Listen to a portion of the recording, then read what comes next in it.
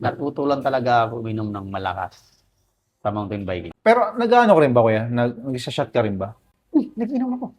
Hindi, parang di pa ata nakikita may hawak na Red Horse eh. Hindi, ano, speaking of inom, nung estudyante ako, casual drinker ako.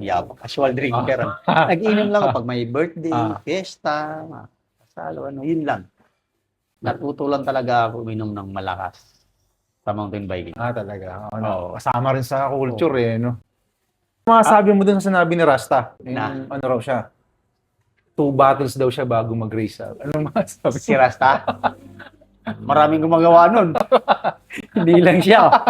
Actually, nasubukan ko na rin yan. Nasubukan ko na rin yan dati. Actually, itong lately, nasubukan ko na rin yan. No? Masarap din naman.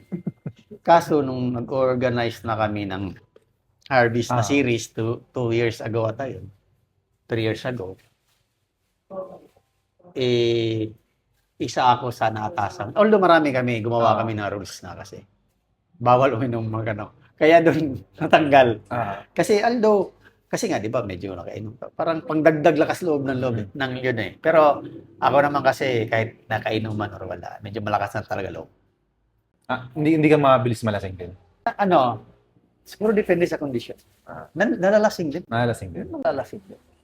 Kasi nga, high school ako, tsaka college ako, hindi ako talaga nainom ng malakas. Ano nga? Minsan lang talaga. Oo, Pasko. Sa bagay, nakakasira na sa training eh, na pag...